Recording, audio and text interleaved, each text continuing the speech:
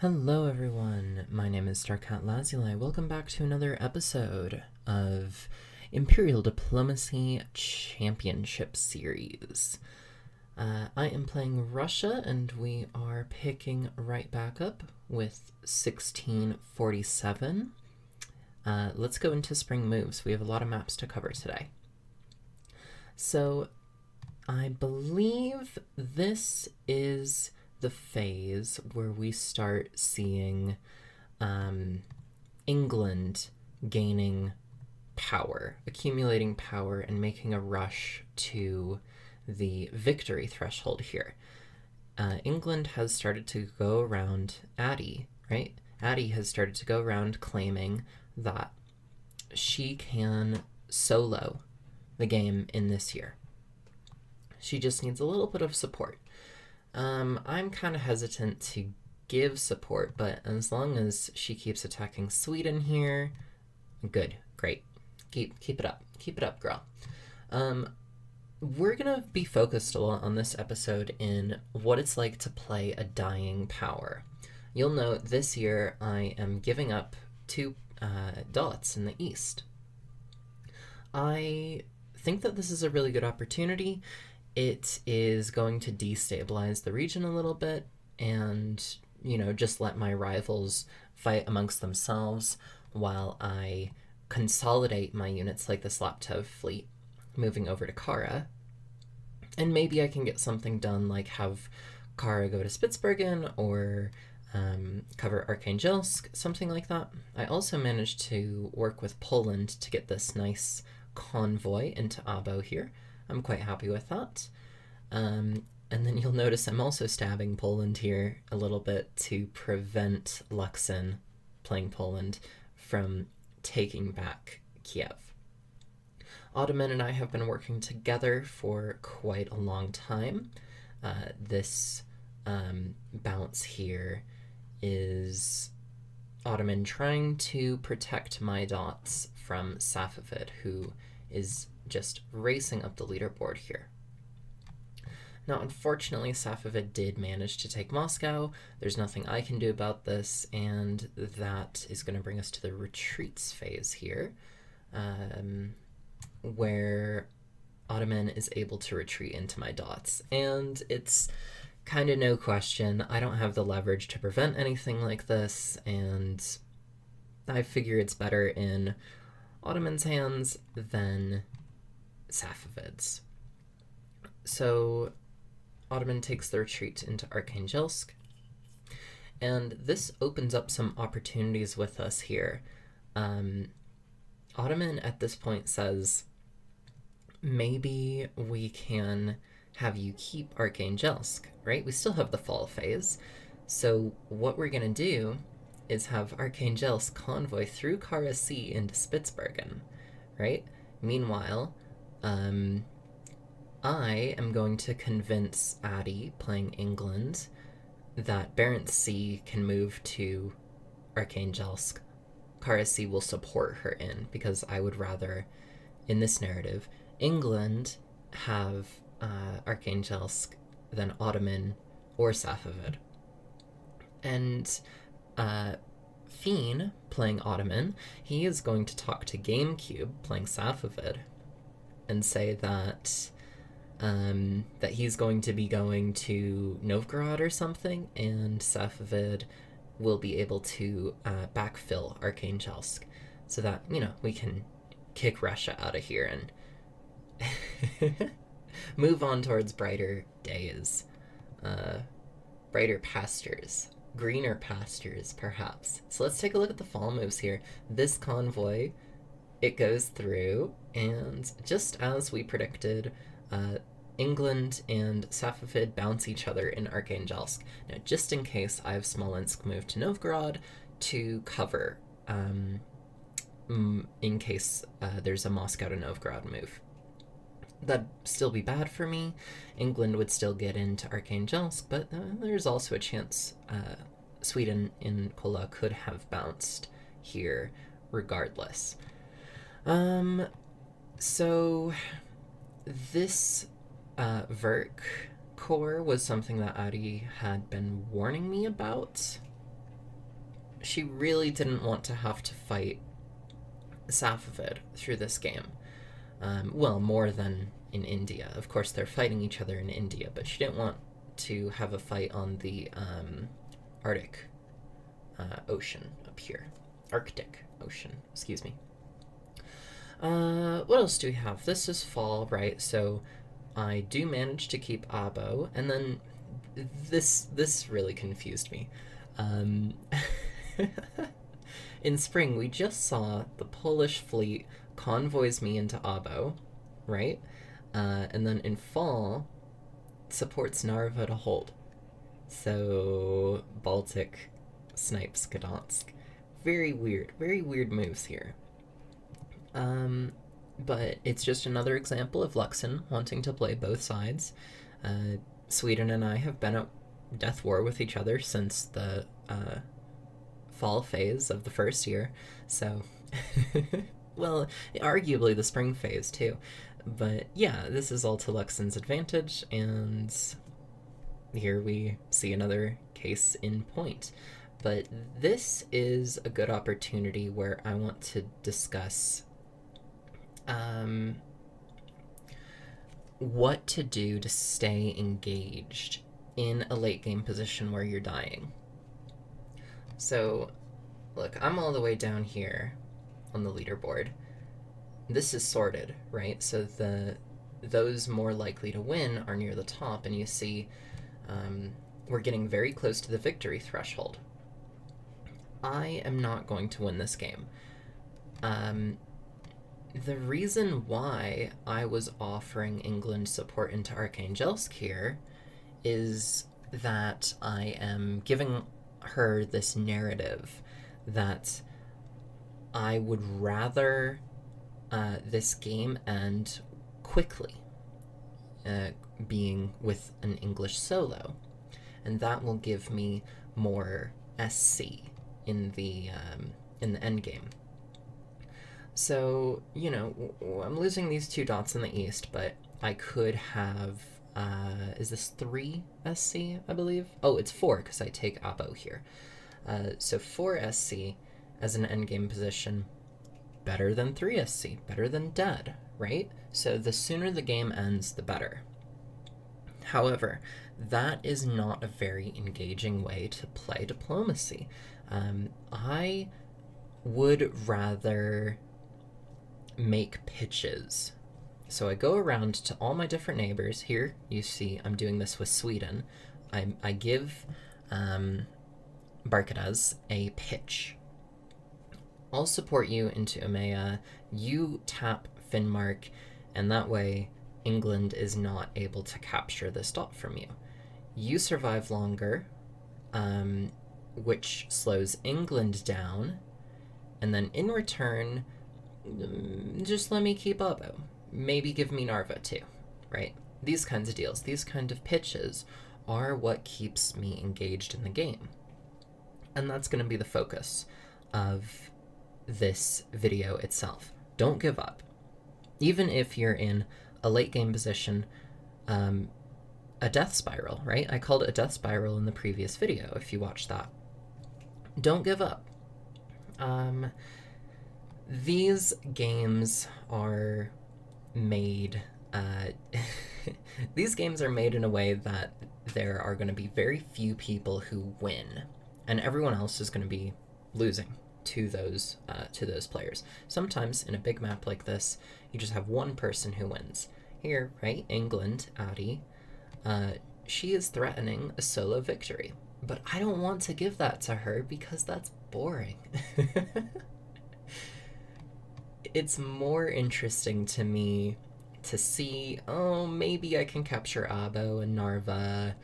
Maybe I can sweep in here and go up from 4 centers to 5 or 6. Even though that is a low chance, even though I'm in a death spiral, I still want to take that chance because it's more engaging and it gives me more opportunities to make pitches to my neighbors. Okay, with that in mind, we see fall retreats. Oh, this is the start. Let's see where people are actually retreating. Once again, lots of retreats into London. Umea retreats into Jutland. And I think that's the only interesting one around us. So going into winter, I still have one disband. I choose to take off Kara C, right? If you remember, I lost Orgu and Yaktusk this year, so that's -2, but I did gain Abo, which is net -1.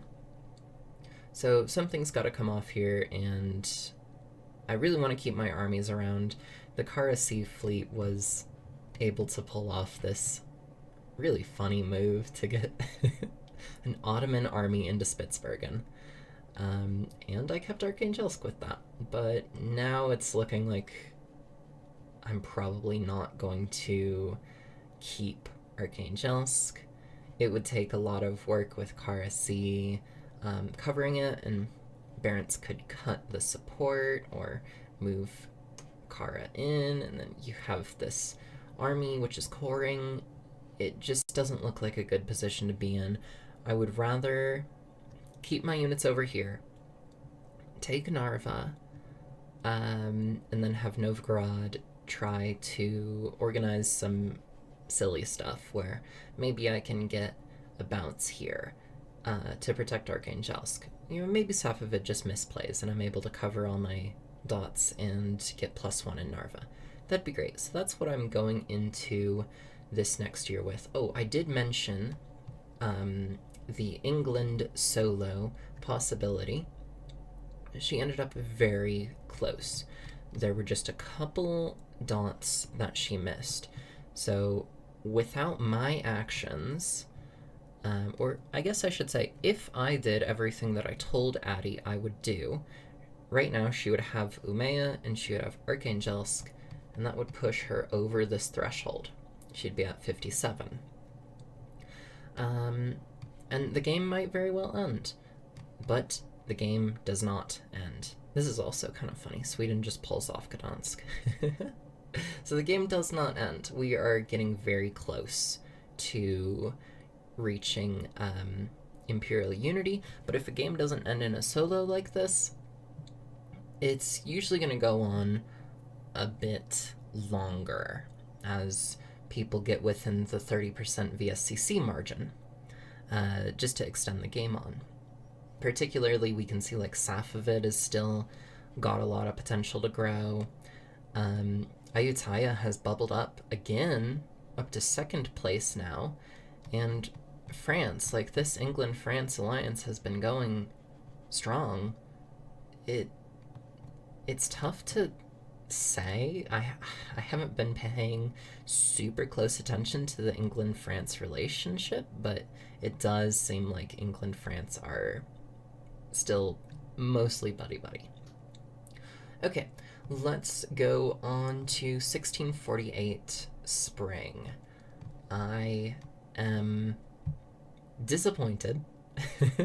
Once again, we see Poland helping out Sweden. So I'm making no progress here. All my stuff bounces and Sweden gets into Karlia. Let's see. Yeah, I think that's all I have to say about this map. Let's take a look at the fall here. So not a surprise to see Safavid capturing Archangelsk. I do manage to get Narva, but this is really unfortunate. I lost Abo to Poland supporting Umea in, all the while England is taking 2 dots off Sweden. So this is frustrating. This is like Poland is feeding my dots and Sweden's dots to England. Okay, fine.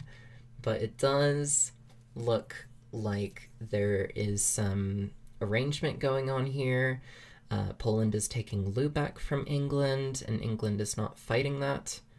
And same deal, England is taking Bremen, and Poland's not fighting that. So it's a bit mutual. Here we see it's a little bit of shenanigans with England, France. They're like bickering with each other, but I wouldn't call this a war. This is a bit more reminiscent. You have a lot of the North America stuff falling to France here. But it could very well be a trade with all of the Caribbean stuff going to England. It's a bit difficult to read. It does seem like they're still buddying up with each other. And this big line to kick out Spitsbergen, the Ottoman army defeated. And England is going to be clearly using these fleets to exert pressure over North Siberia. Looking to fight Safavid, looking to potentially pull ahead. And, I mentioned that England and Ayutthaya, I mentioned this in the last video, that these two weren't really fighting each other. Now it does look like this has escalated into a bit of a fight. So Orissa does successfully convoy into, I think this is Madras, the convoy target? It looks like it. So England is losing ground over here to Ayutthaya. Then the retreats are nothing too surprising. Narva has to come off, and Abo, I'm retreating to Pskov. So here I am -1 this year, because I lost Arkhangelsk and Abo, but I did take Narva. So -1 net. Firmly in a death spiral. Oops. I'm gonna take off Riga here so that I can keep my units active and trying to retake Abo. Maybe I can make a push for Arkhangelsk. I am still making pitches all the time. So I'm making a pitch to Adi here. Why don't you support me into Arkhangelsk? Or maybe you support yourself into Arkhangelsk, and then we can work together to defeat Safavid. You also see Safavid got this fleet off, right? So putting pressure on North Siberia to contest Adi there. Okay, going into 1649 spring. It's getting tough for me to make pitches since I only have these 3 units left. This is funny. I actually could have just walked into Abo here. Probably would not have captured it with Stockholm to Gulf of Bothnia, but this is funny. The convoy into, I think that's into Scania there. Also, Poland still not capturing Gdansk, but it's just spring. Of course, I'm losing Novgorod here. England did not tap Arkhangelsk. So sad. And then, maybe this is why. Hey, in exchange for not cutting Arkhangelsk, let's DMZ Kara Sea, right? So Spitsbergen moves away from Greenland's, Spitsbergen moves away into Greenland Sea, which is the opposite of what we just saw in the previous year, right? We saw these 3 fleets sailing east, and now they're all sailing west. But, hey, this Verk fleet, that's moving east, okay, to fight Inuit. Now, if you remember, a couple videos ago, I was frustrated with Qing that just wouldn't work with me. They just really wanted to stab me and take my dots and would not help me out against Inuit and would refuse my help into Inuit. And then Ming stabbed them. Buzzard. Yeah, Ming stabbed Buzzard, and Buzzard still doesn't want to work with me.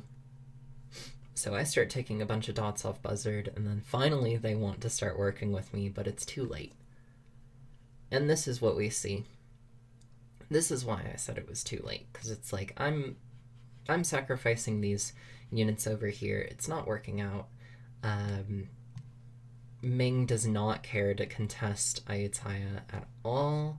Just free reign to Ming dots over here, as long as it's Ayutthaya that's capturing them.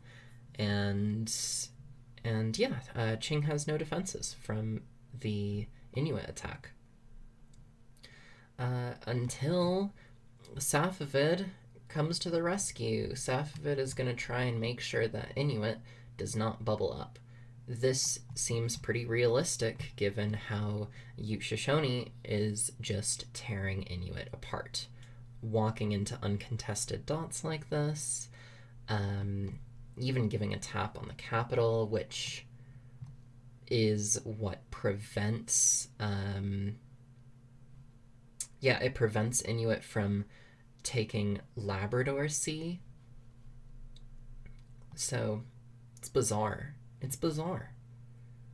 Yeah, and you still have some weird stuff going on here between Ute and England, but I haven't been looking at that side of the map all too much.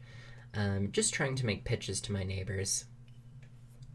And it does look like Poland and Ottoman are finally at peace. So, good for them. Not great for me. Not great for me. Poland is helping out Sweden, helping out England, helping out pretty much everyone. But yeah, when you're in a death spiral, what are you gonna do, right? So the spring retreats, I'm going to take Novgorod into Latgale, and then let's take a look at fall. 1649 fall. I'm supporting England into Abo. I could bounce there, but it seems pretty obvious to me that England can take this if she wants to. England, she has her hands full dealing with this convoy that just went through, right? Stockholm, Gothenburg, but Gothenburg's the guaranteed one, so that one makes more sense to go to. But then Gulf of Riga just sneaks into Gulf of Bothnia there, so Poland's still making plays to the end.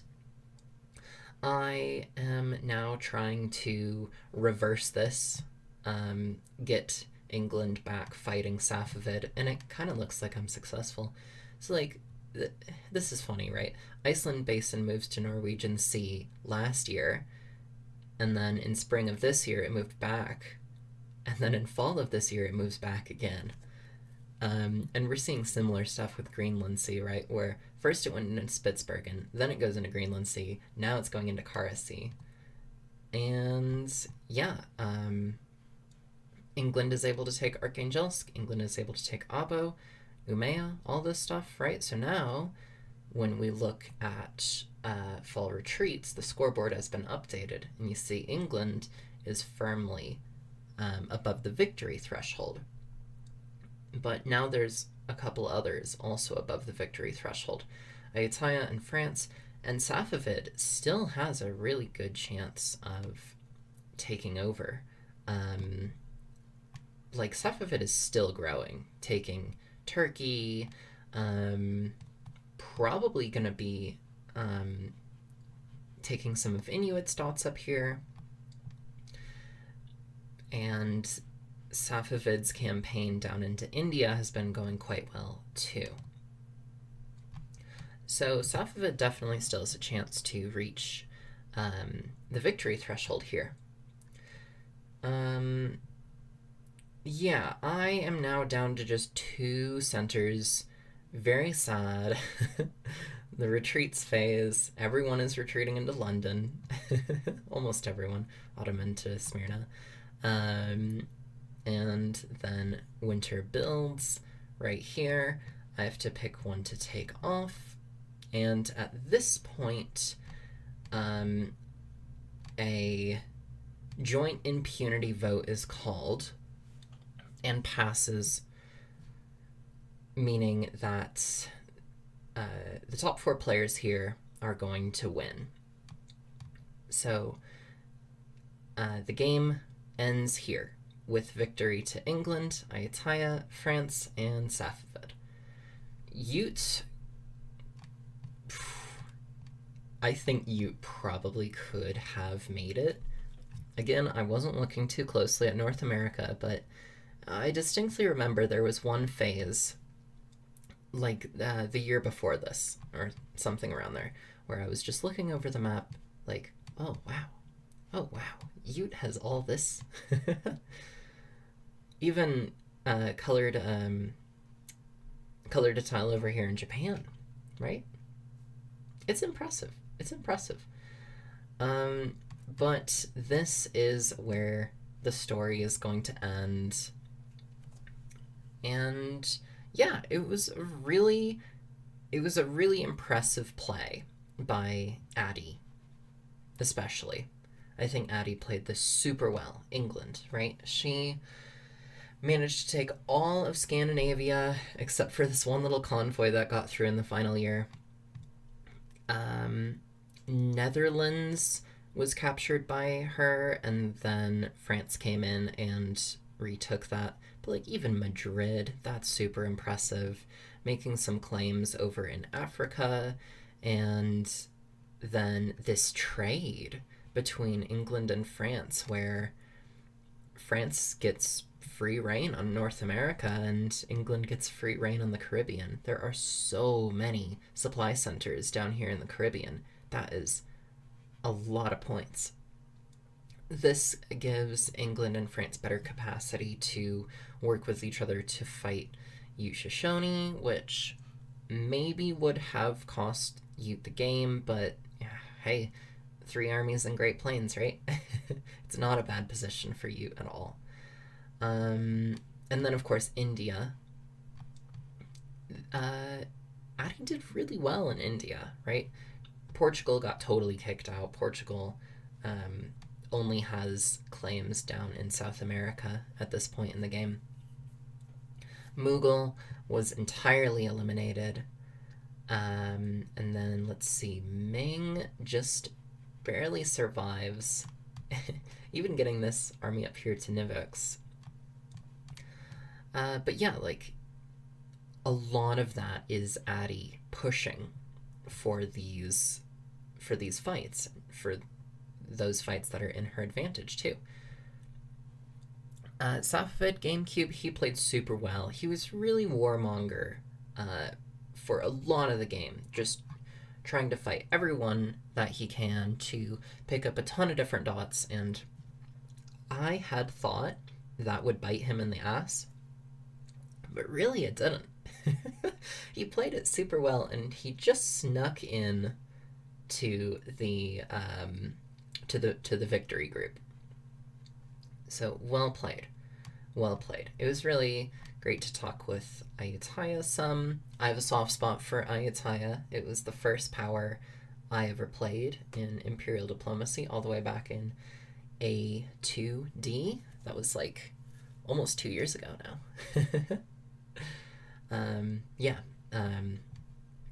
It was a really fun game. It was really fun to chat with Luxon as Poland. He's a riot, and some of his press messages with me have turned into like vocal stems. He's a very funny guy, very very funny guy. Fiend played super well too. I love Ottoman. My first win in any diplomacy game ever was a solo impunity as Ottoman back in, I think it was B1.2 Yersinia. Yeah. Fiend played this super well. You just get a bit squished. You get a bit squished. Ottoman needs a strong foothold in so many places in order to do well. And when you have Safavid manage to take Arabia like this, then it becomes extremely difficult to hold on to the West Asia claims here. Africa also does not look good for Ottoman at all. A few units cut off, but that's kind of how late game positions go. I typically think of the Ottoman-France alliance as working really well for both of them, but this is an example where after Austria is gone and Spain's gone, you're just fighting, right? You're just fighting, and France is the one that came out on top in this case. But still, really well played. Very fun game. Great press. So that is the end of Imperial Diplomacy Championship Series Game 1. I also um, am interested in recording some more videos like this, so if you like this kind of style where I review some diplomacy games that I'm playing, leave a comment down below. I love to read comments. Let me know what you think. Thank you all very much. Have a great day. I'm Starcat Lazuli, signing off.